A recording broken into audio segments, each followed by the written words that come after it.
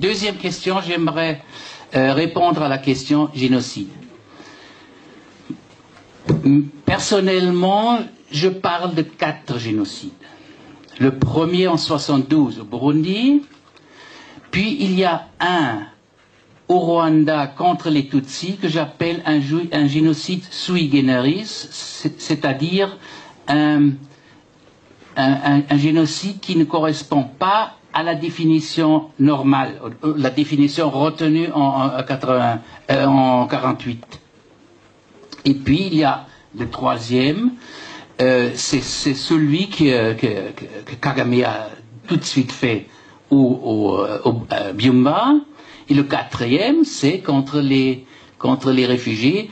Les trois rentrent dans la définition de 48, planifié, avec une armée, avec un pouvoir d'État. Celui contre les Tutsis est unique parce qu'il s'est développé dans un vide étatique. Il n'y avait pas d'État. Il y avait une guerre et la communauté internationale a empêché la reconstruction ou la reconstitution d'un État du côté de l'État rwandais existant. Donc on a tout fait pour faire ce vide et pour laisser partir une haine qui était prévisible. C'est pour ça que je reviens à cette question. Ces gens-là qui ont fait cette commission internationale savaient ce qu'ils voulaient faire. Ils savaient qu'il y aurait des exactions contre les Tutsis et ils savaient que Kagame serait prêt à l'accepter pour ne pas trouver des Tutsis qui pourraient demander une partie du pouvoir. C'est pour ça que je dis, il y avait, à mon sens, il y avait un génocide Tutsi, mais pas comme les autres. Pas comme le TPR veut nous faire croire comment il s'est passé. J'étais un des premiers à dire, dans le procès Naïmana, j'ai dit, il n'y avait pas de planification. À l'époque, on m'a ridiculisé encore. L'Irlandais, les gens ont dit, il est fou. Ce fou dit, nous, qu'il n'y avait pas de planification. Maintenant, on ne rigole plus, parce qu'on sait que ça n'a pas existé, parce qu'on n'a pas prouvé pendant 10 ans de tribunal, ils n'ont pas prouvé ces planifications. Je crois que c'est ma position là-dessus, mais je précise toujours, quand je parle disons du génocide Tutsi, ce n'était pas un génocide dans les définitions, parce qu'il n'y avait pas un État qui était derrière pour le faire. C'est à mon avis le génocide le plus spontané qui a existé dans l'histoire jusqu'à présent. Merci. S'il y avait d'autres, j'aimerais une petite question sur est-ce qu'il y aurait un génocide si RTLM n'existait pas? Je dirais plutôt non, mais je dis que ceux qui ont voulu le génocide ont tout fait pour que RTLM infiltré à partir du 6 avril par le FPR continue. Quand le sénateur Kennedy a demandé pourquoi on n'arrête pas ça, les militaires américains ont donné comme réponse liberté de la presse et puis c'est cher. On ne le fait pas. C'est documenté, hein, c'est pas une invention de ma part. Donc c'est pour ça que je dis, il y a des gens qui croyaient que c'est important de l'avoir pour que ça continue. Et Kagame a tout fait pour ne pas empêcher ce génocide, pour revenir à la logique historique, pour dire si jamais on peut dire qu'il y avait un génocide contre les Tutsis, présentés comme les Juifs d'Afrique, à ce moment-là, la bataille est gagnée. C'est diabolique.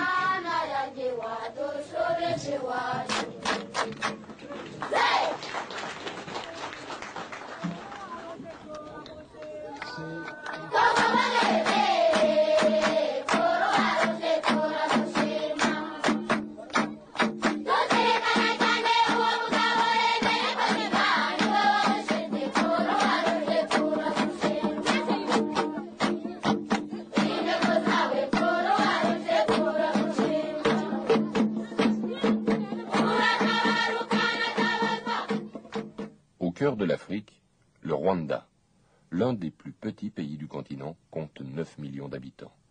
On l'appelle parfois le pays aux 1000 collines. La capitale, Kigali, est une petite ville paisible de tout juste 200 000 habitants. La vie ici paraît suivre son cours bien ordonné. Rien ou presque ne rappelle la guerre civile qui pourtant fait rage dans le pays. Le Rwanda est une ancienne colonie qui fut allemande puis belge. Ses habitants ont une espérance de vie légèrement supérieure à 50 ans. Au grand bazar du centre-ville, on trouve de tout, en abondance. Les marchands viennent du pays tout entier jusqu'à Kigali pour y offrir leurs produits. C'est ici, nous explique-t-il, qu'ils en tirent le meilleur prix. Les Rwandais, aujourd'hui comme hier, sont un peuple d'agriculteurs. Le pays, remarquablement fertile, devrait sans peine pouvoir nourrir ses habitants. Et il en allait ainsi jusqu'à ce que la guerre éclate, voici quelques années.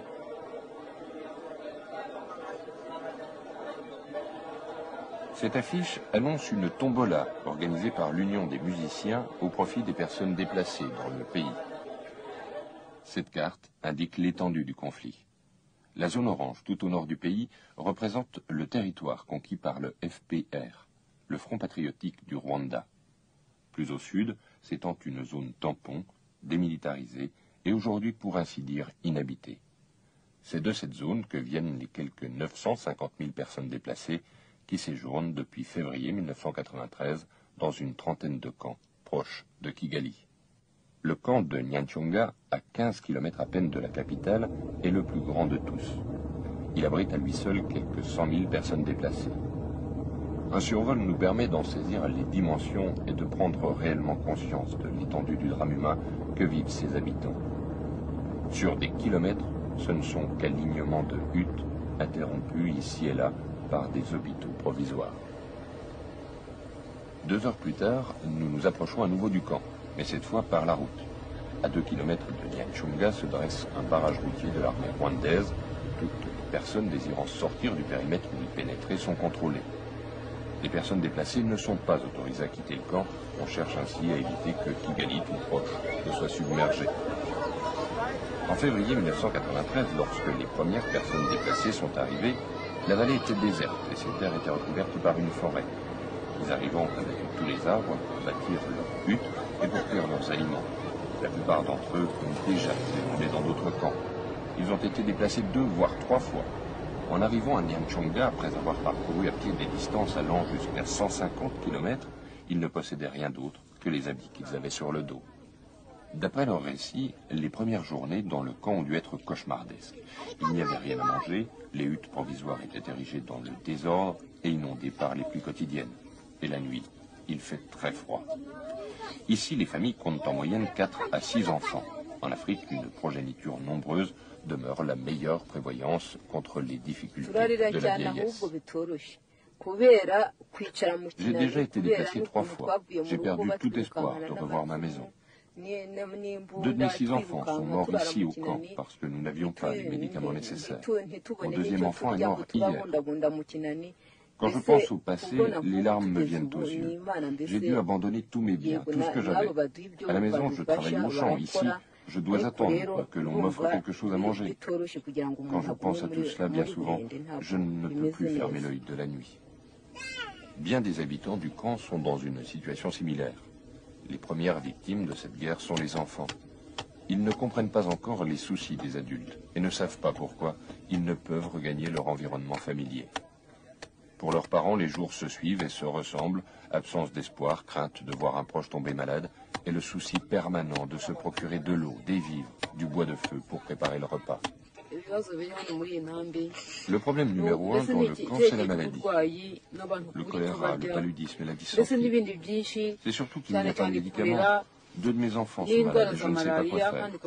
C'est épouvantable une situation pareille. Je ne veux surtout pas revenir chez moi car je serai à nouveau déplacé et tout recommencerait. Cette rivière était dans les premiers temps, tout au moins, en partie responsable des maladies dans le camp. Les personnes déplacées buvaient son eau, s'y baignaient, elles y faisaient leur lessive. Depuis, la situation s'est améliorée. Le Comité international de la Croix-Rouge, le CICR, puis par la suite, l'organisation britannique d'aide Oxfam, ont construit des installations d'assainissement. Les habitants du camp disposent aujourd'hui d'une eau potable. Mais il a fallu ensuite vaincre certaines résistances. Les distances dans le camp sont telles que pour beaucoup d'entre eux, le chemin jusqu'au robinet d'eau était trop long et trop pénible. La rivière était plus proche, il a fallu longuement discuter, expliquer, convaincre. Désormais, le parcours quotidien avec les récipients est depuis longtemps entré dans les mœurs.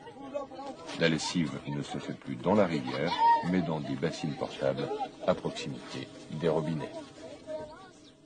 Jour et nuit, un gardien surveille l'installation et les canalisations sans lesquelles le camp ne pourrait vivre. Autre problème, les latrines installées dans le camp. Des affiches sont censées en expliquer le bon usage, mais cela reste purement théorique. Et la pratique s'éloigne de la théorie. Dans ces circonstances, rien d'étonnant à ce que les risques d'épidémie planent sur un grand nombre de camps. Les médecins et les organisations d'aide luttent désespérément contre ces problèmes auxquels vient s'ajouter un facteur psychologique. Les déplacés sont déprimés, beaucoup d'entre eux ont déjà presque abandonné l'espoir de revoir jamais leur village et leur maison. Leurs conditions de vie sont épouvantables, et cela depuis des mois, pour certains depuis des années. Sur leur visage, nous lisons une accusation muette. Ils ne désirent qu'une chose, que la paix vienne enfin et qu'ils puissent regagner leur foyer.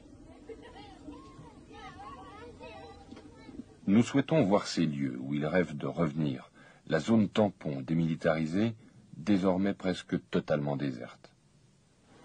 Des délégués du CICR nous y conduisent le lendemain par des chemins détournés.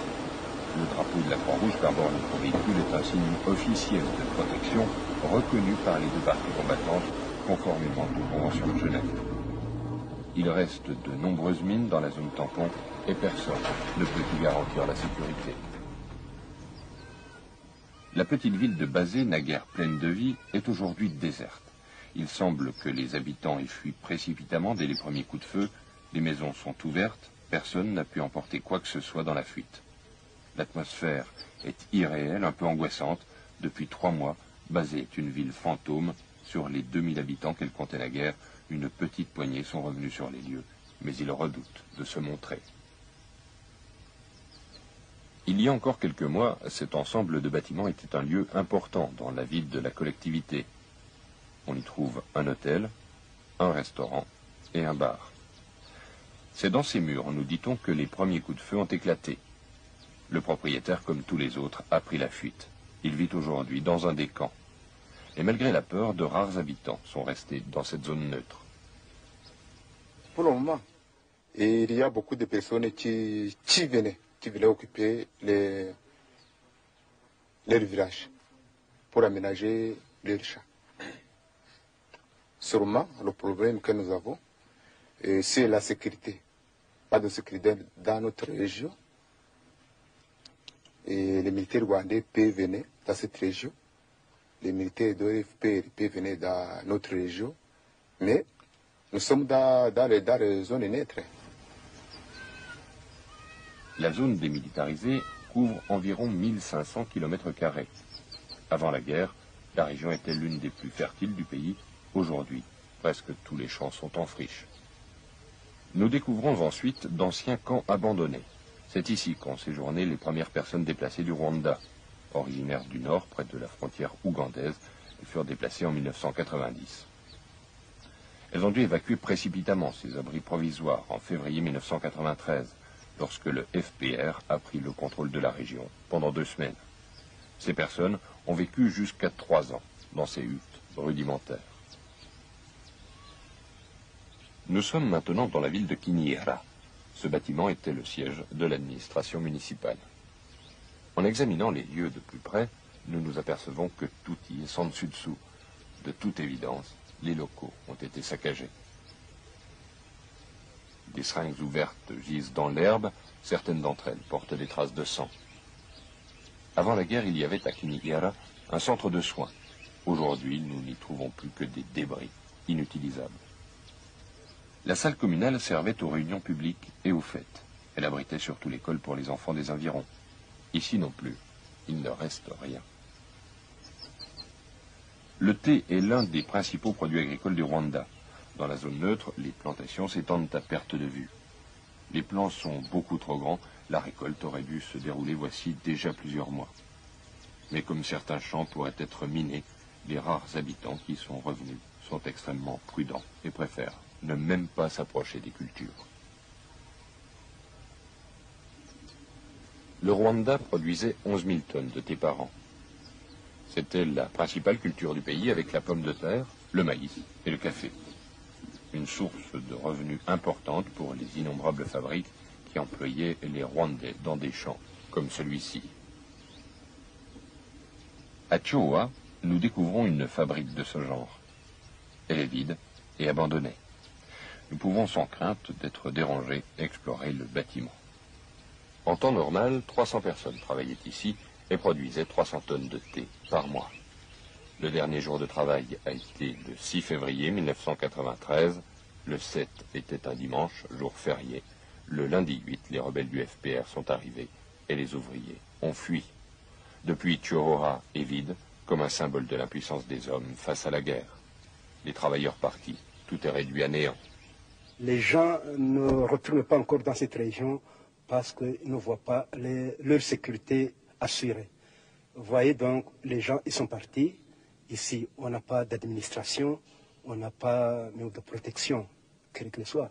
Donc, pour que les gens reviennent, il faut qu'ils soient assurés de la présence de l'administration civile et puis de la protection aussi, comme la police, tout au moins la police communale.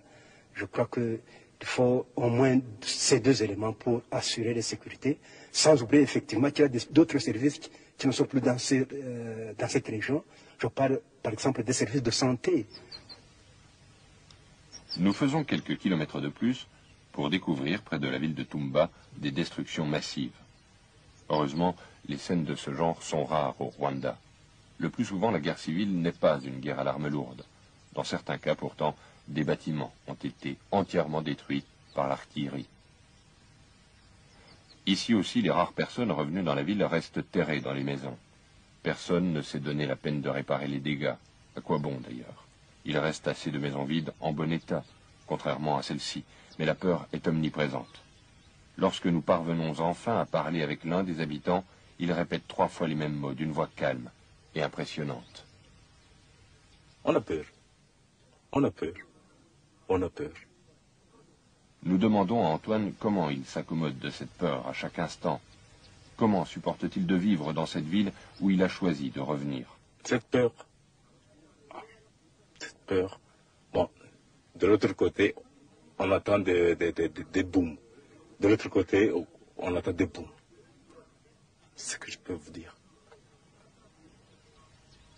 Au cours des heures qui suivent, nous sommes témoins de scènes identiques.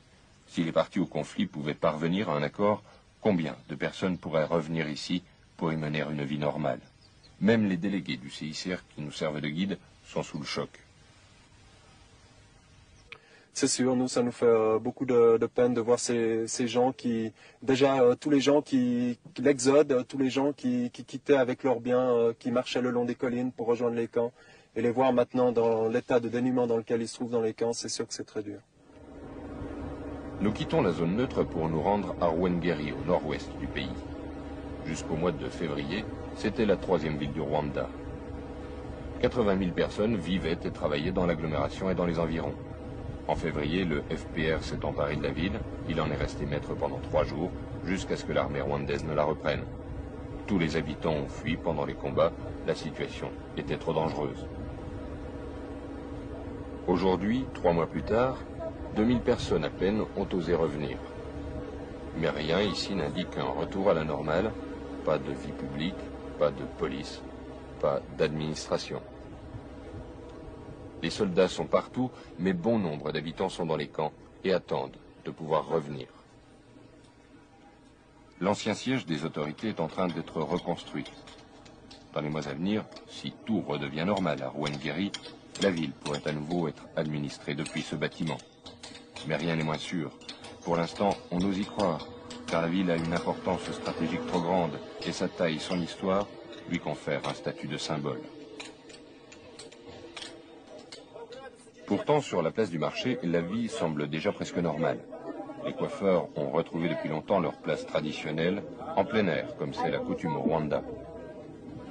Et comme partout dans le monde, le coiffeur fait office de service d'information.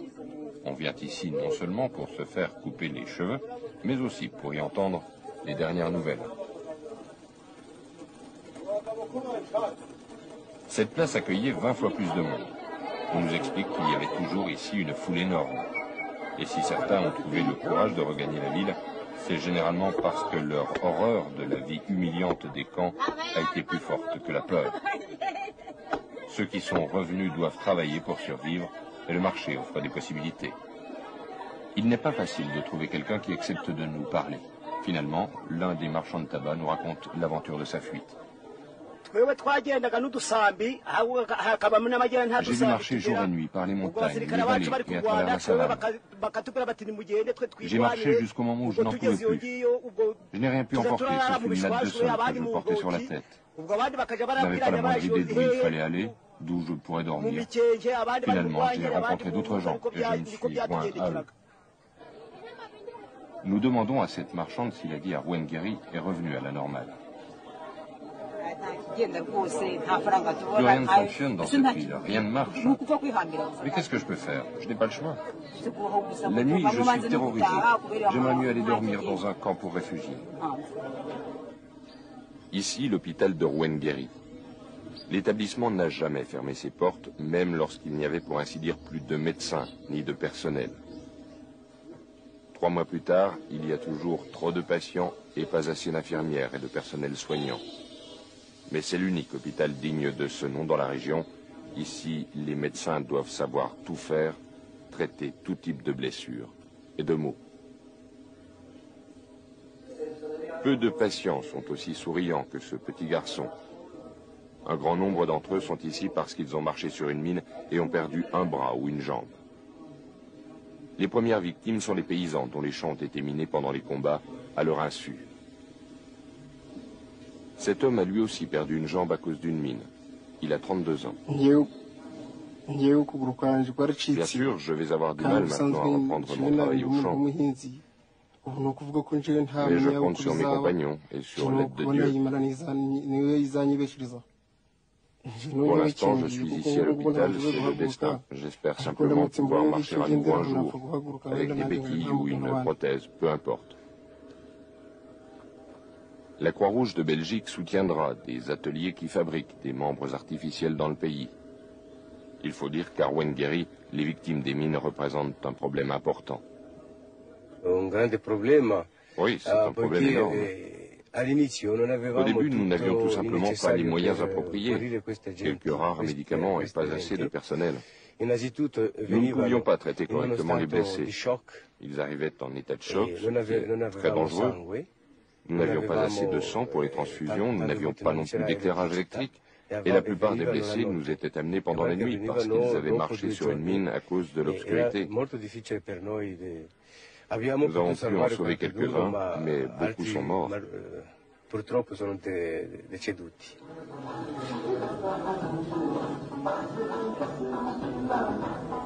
Dans la salle, une radio marche à plein volume alors que les patients souffrent visiblement beaucoup. Nous nous en étonnons, mais les malades nous expliquent que la radio est leur unique source de joie.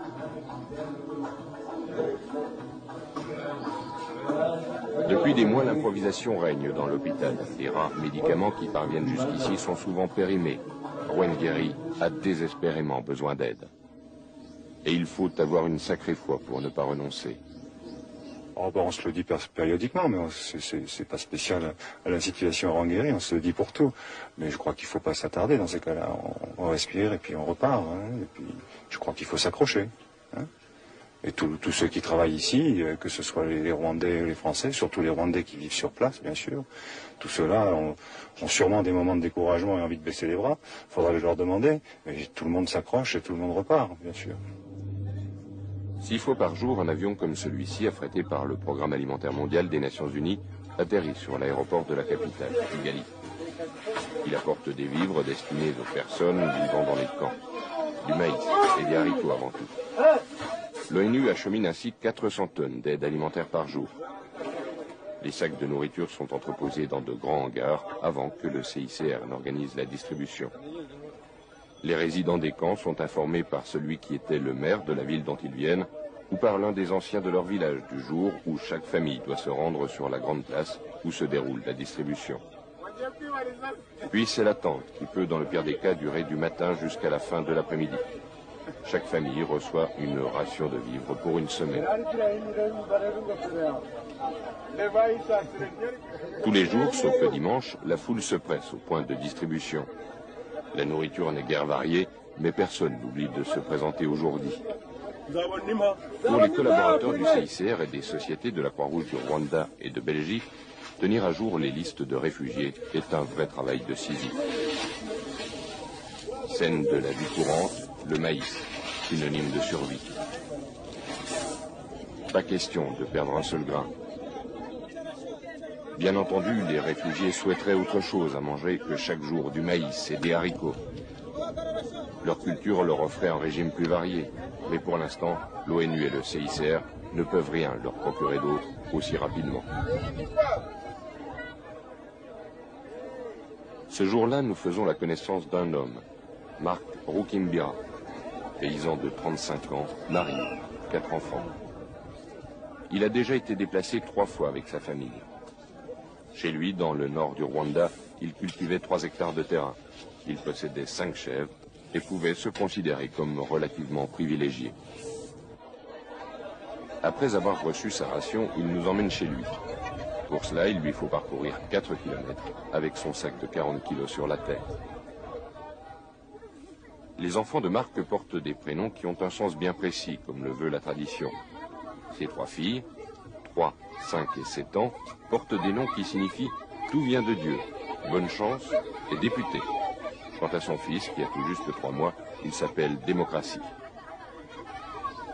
Nous demandons à Marc quel est le principal problème qui se pose dans le camp. Sa réponse est immédiate. Les problèmes sont les maladies,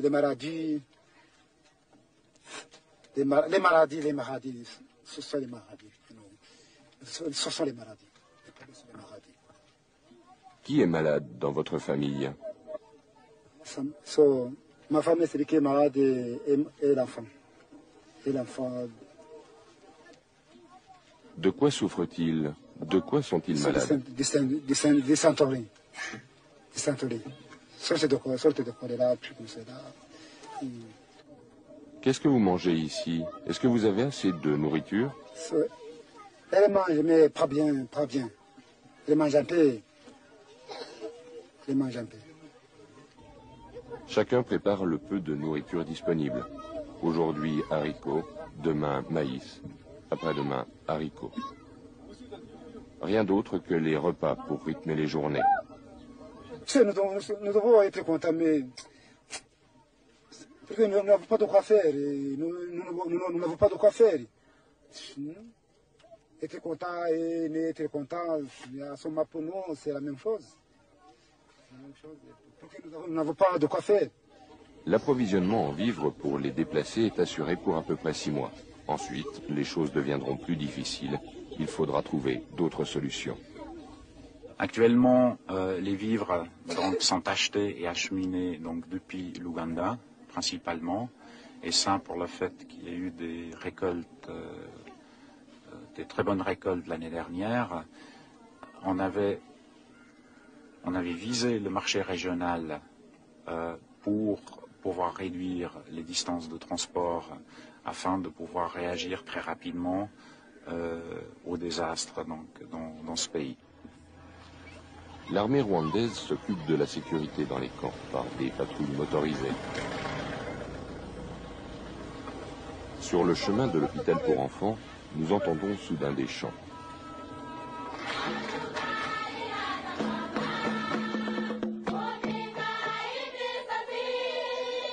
Voici quelques années, un collaborateur de la Croix-Rouge belge a eu l'idée d'organiser des chants et des danses pour les enfants.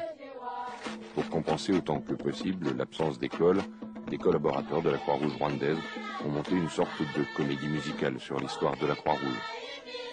Les moyens sont quasi nuls, mais cela n'altère pas leur enthousiasme.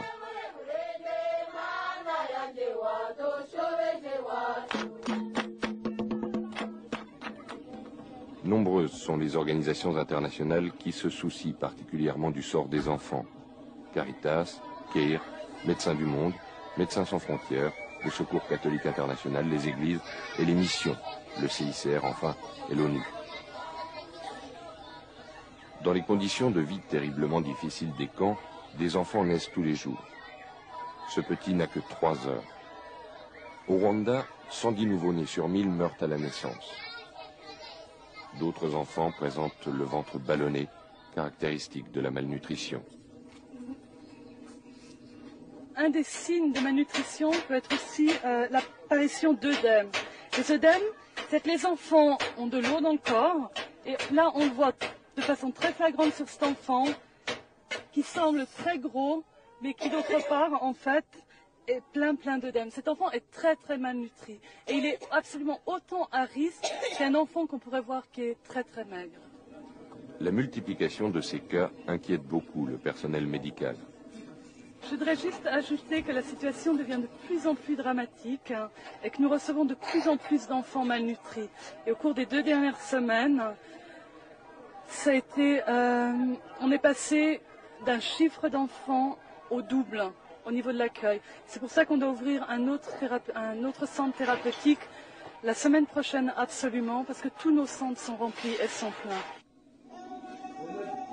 Les enfants qui ont un régime alimentaire déséquilibré ou qui n'ont pas assez à manger peuvent présenter des symptômes très différents. Certains n'ont plus que la peau sur les os, tandis que d'autres ont le ventre gonflé.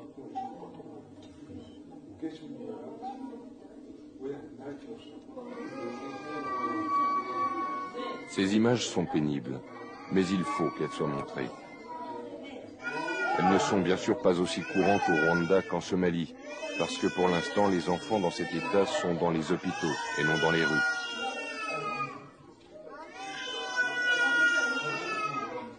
Mais cela pourrait changer rapidement si le conflit se poursuit et si la misère qui en résulte s'aggrave.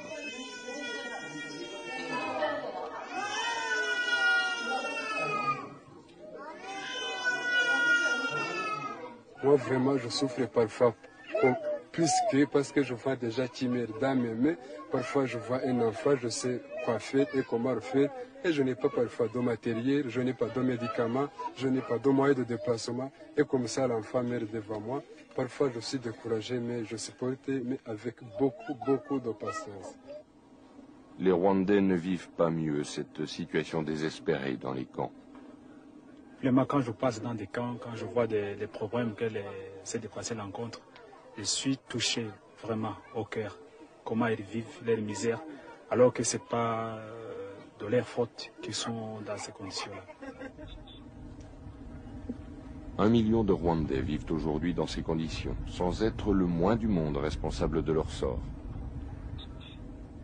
À Nyacyonga, on enterre les morts de l'autre côté de la colline. Des morts, il y en a ici tous les jours. Et les hommes seront nombreux encore à mourir avant que cette guerre ne se termine.